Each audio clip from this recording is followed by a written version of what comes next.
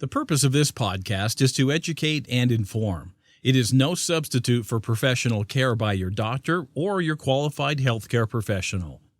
Never disregard or delay professional medical advice because of something you've heard on this podcast or in any linked material.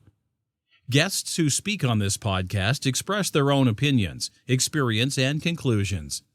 Dr. Shirley neither endorses nor opposes any particular opinion discussed on this podcast.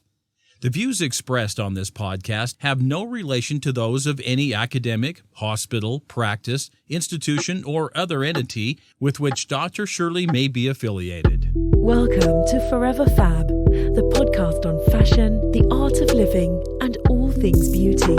This podcast is curated by Dr. Shirley Madhere, MD, as the definitive source of holistic wellness through beauty.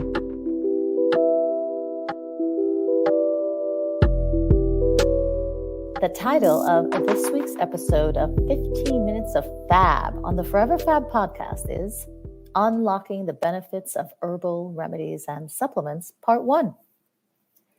You and I have discussed this topic on a previous episode of the Forever Fab podcast because it remains relevant and is a really heady topic, meaning there's so much to learn about it and wrap my head around it.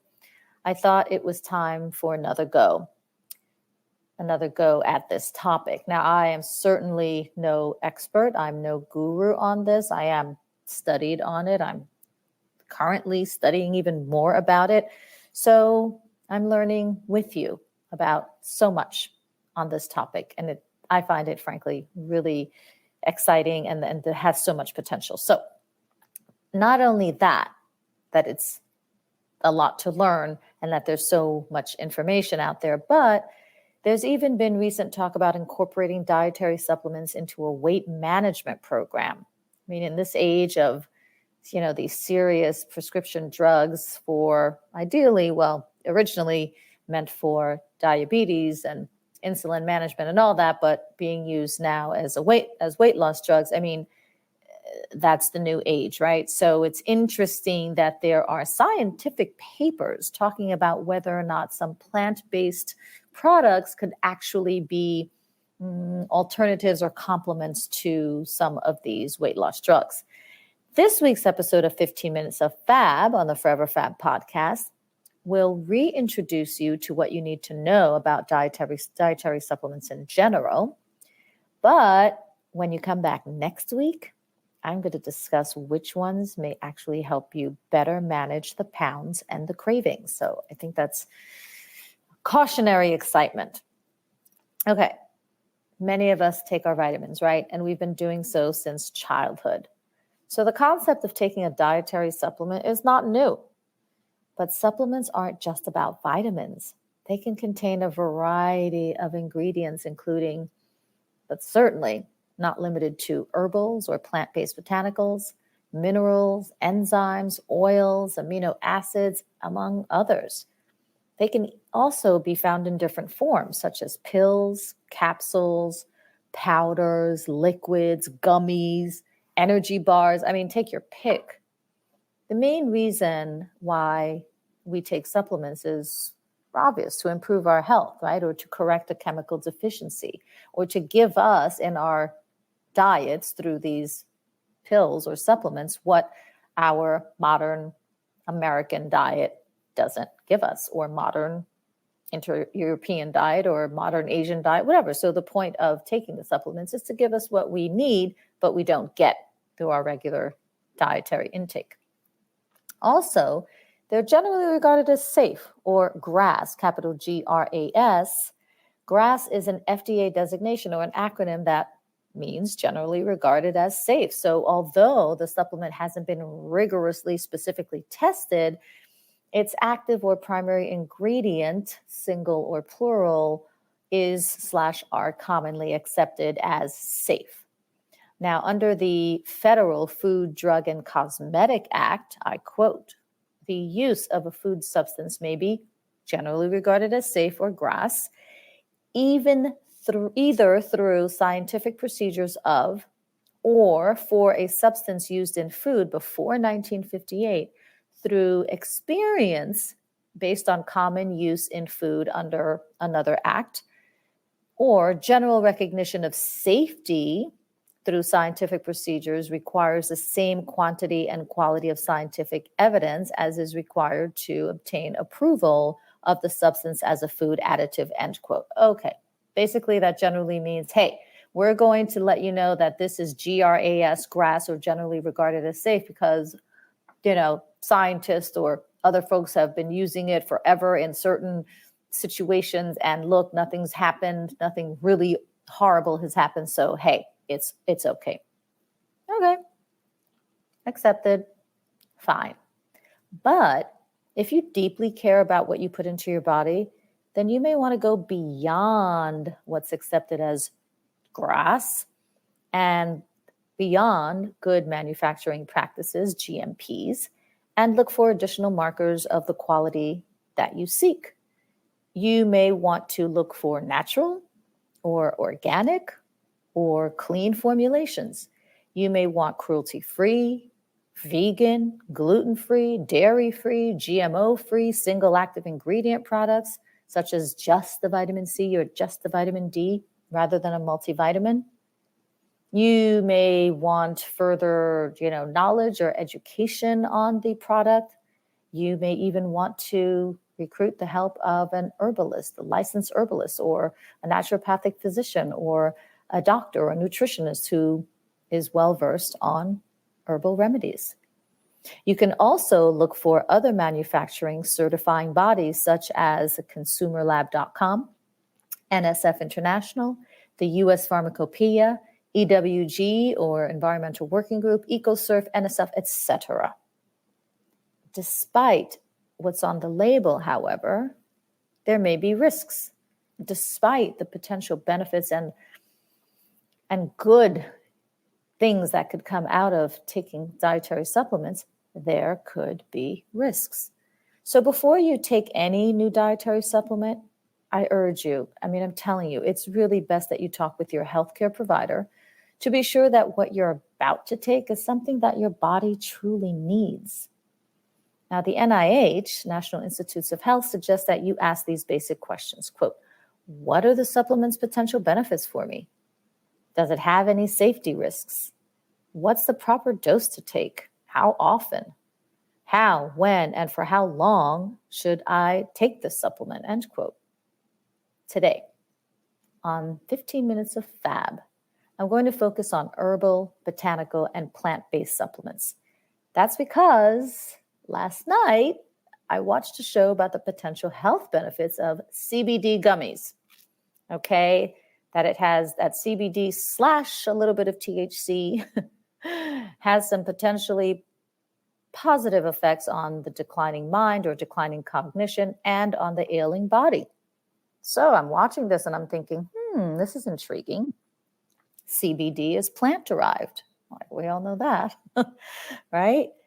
So that was my first thought. Okay, CBD, potentially powerful effects, plant-based. Secondly, I'm still studying my plant medicine and the vast applications of food, plants, not only as food and edible sustenance, but also as medicine.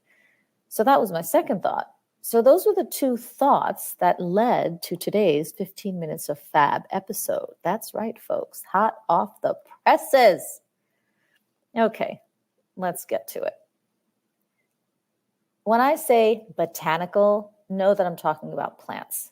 When I say herbal, know that I'm talking about plants.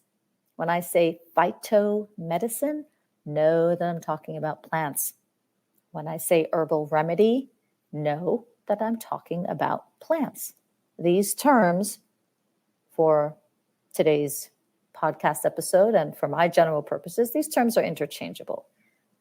First things first, what are they? What are herbal supplements? Simply, they're products made from plants, plant parts, or plant extracts that may be used internally to help improve health or treat a certain condition. Like everyday vitamins, herbal supplements also come in many forms: oils, capsules, powders, gummies, and liquids. Unlike run-of-the-mill products, however, herbal supplements may come as a tincture or brewed as a tea. Fine. Are they safe? Now there's the rub. The answer is not so simple. Hear me out. According to Johns Hopkins Medicine, quote, the FDA considers herbal supplements foods, not drugs. Therefore, they are not subject to the entire or to the same testing, manufacturing, and labeling standards and regulations as drugs, end quote. So how do you know what to choose? Well, ask and work with a professional. As a traditionally trained MD, herbalism, or the study of plants and their applications as food and as medicine, that was not a part of the standard Western medicine curriculum. My education in herbalism came after I've been practicing for over a decade, and frankly, it's still ongoing. So many, if not most MDs, will not be very familiar with phytomedicine. For managing your health with adjunctive plant-based remedies, I truly recommend working with a licensed herbalist or naturopathic physician, or your physician who is very comfortable and very learned in plant-based medicine. Now, the Center for Biological Diversity estimates that there are between 50,000 and 80,000 flowering plants that are used medicinally globally or worldwide. Wow. And each plant may contain more than one or even more than 5 active ingredients. So imagine what the potential is to do good and help heal, as well as to do harm and create products or create problems. Do the math. Now, you've probably heard of some of these commonly used herbal supplements. Black cohosh. People use that for menopausal conditions or painful menstruation. Echinacea, often used to help support the immune system and in the prevention or management of colds and flus. Evening primrose, that could help reduce symptoms of PMS. Feverfew, that's supposed to have pain relieving properties, and people sometimes use it also for headaches and menstrual cramps. Garlic, generally used for cardiovascular conditions and also to help decrease cholesterol. Ginkgo biloba, that's been used for many conditions, but typically the ones associated with aging or memory loss. Ginseng, that's considered to be helpful in sort of, increasing your energy levels and improving your resistance to stressful conditions. Golden seal, that's used as an antiseptic and also in colds and flus. Green tea, who hasn't heard of the, many beneficial effects of green tea to help, fight fatigue, to help improve your cholesterol, to even help in weight loss and improve or prevent, atherosclerosis. Hawthorn, that's used for, the heart conditions and to improve blood pressure. Saw palmetto, that's used many times by men for an enlarged prostate. And St. John's wort, that's been used for centuries for the management of treatment disorders. And I think these days it might be as part of the treatment armamentarium for, mild to moderate depression. And those are just some, like literally a few of the more commonly used herbals. And the plants from which they're derived have even more chemicals that have various and maybe even different actions, right? So one ingredient in one plant could be helpful for, let's say, supporting the immune system, while another active ingredient in that same plant could be used for like managing PMS or something. So this is an important reason why you simply cannot self-prescribe and use whatever you think or you read or you heard about. On top of that, each of the plant-based remedies is associated with precautions that are contraindications, meaning that if you have certain conditions, you should avoid that supplement at all costs. But wait, there's even more. Botanicals are also associated with interactions, meaning that the herbs can negatively interact with other medicine that you're taking and could either reduce the effectiveness of that medication, increase the effects of that medication, create a toxic byproduct of those two ingredients combined, or who knows what else, other things. So one person's panacea may be another person's poison. Have you heard of the drug digoxin or digitalis? It's been used effectively for decades to help manage the heart. Well, FYI, digitalis comes from a plant known as Digitalis lanata, or commonly known as foxglove. And it's a beautiful, beautiful flower. The active ingredient has actions on the heart muscle by inducing it to contract. It induces the heart muscle to contract or squeeze. Inappropriate use or too high a dose, and again, high a dose in one person could be a low dose for another person. The inappropriate use or the wrong dose of that medication can lead to death. All parts of the plant are poisonous. The root, leaf, stem, the flower, the whole thing. Even the water that the flower may have been placed in is deadly toxic. I love flowers. I love plants.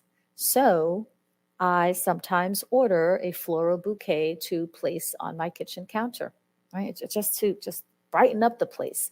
So I have a list of, some of my more favorite flowers, but this time I was like, oh, just, send me what you have. Just make it beautiful.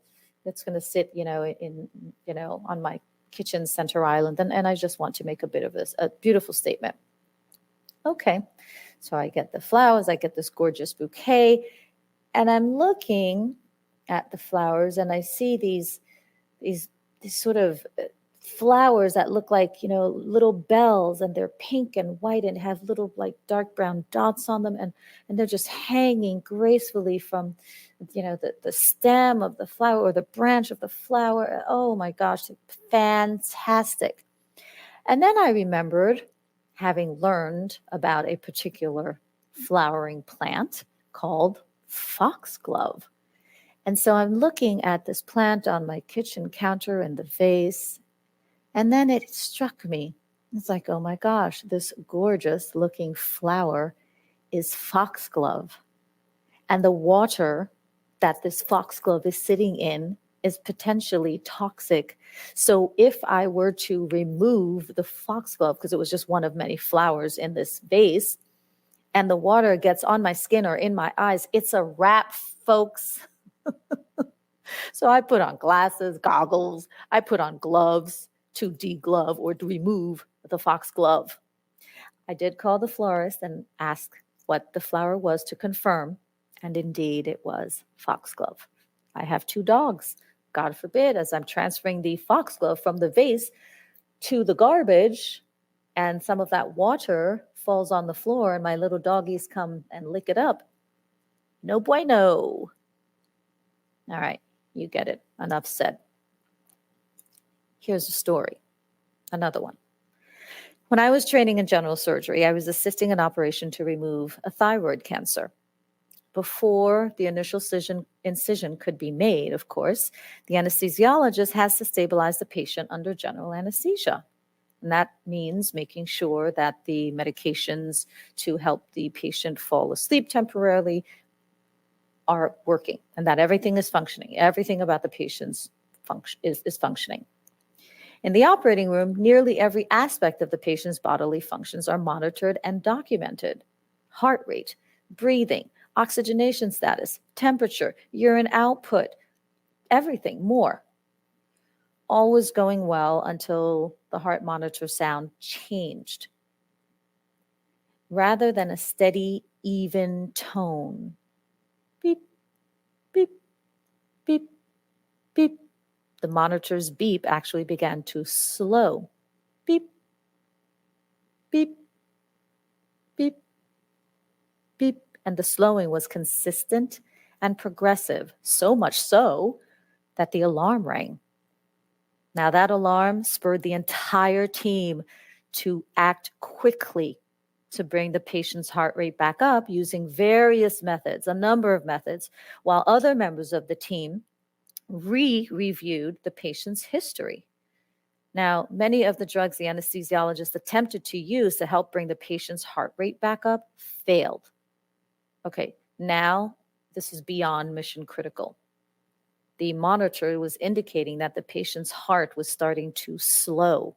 And we all know what happens when your heart rate slows so much that it stops, beeping or stop functioning. It's a problem. Increasing the oxygen didn't help. Adding fluids didn't help. One medication didn't help. Another blood pressure medication didn't help. The tension in the room mounted. It wasn't until one team member called a family member in the waiting room that it was discovered that the patient was taking an herbal supplement, ginkgo biloba, and had not disclosed this as part of her medical history. Ginkgo biloba is a tree whose leaves are harvested to use, as an oral dietary supplement. It's originated, I think, in Japan or Asia, but it's everywhere now. Europe, America, everywhere. It has been used in the management of anxiety, dementia, hearing loss, PMS, stroke, and even vertigo or dizziness.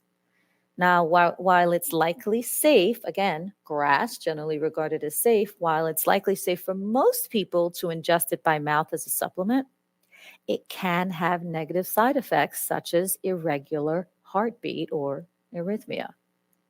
So it wasn't until it was known that this patient was taking this botanical and that ginkgo biloba could have a negative effect on the heart. It wasn't until then that the anesthesiologist was able to reverse the adverse effect using the appropriate medication to reverse the effects of the ginkgo biloba. So thankfully, the patient completely regained normal heart rate and heart function, and the surgery for the thyroid cancer, so a necessary surgery, was able to proceed. The patient went through the surgery beautifully. Surgery went well, no complications. He emerged from anesthesia, cancer removed. Happy ending. So please, I will close my storytelling by emphasizing 3 critically important points. Number 1, plant-based medicines are powerful and can be used to great benefit. However, point number 2, do not self-prescribe an herbal supplement based on what you've read, seen, or heard unless that information came from a reputable, credible professional. And number 3, when you are working with a medical professional, please be completely transparent about the medicines that you take, including prescriptions, over-the-counter ones, and all supplements, traditional, vitamins, minerals, and herbal. Tune in next week when I'll be talking about weight management in the new age of weight loss drugs and if plant-based supplements have a natural role in weight management. Can't wait to tell you all about it. This concludes this episode of 15 Minutes of Fab on the Forever Fab podcast. As always, stay beautiful and forever fabulous inside and out. Thank you for listening to this week's episode of Forever Fab, the podcast on fashion, the art of living, and all things beauty, curated by Dr. Shirley Madhere, MD. Live beautifully and help make the world a more beautiful place.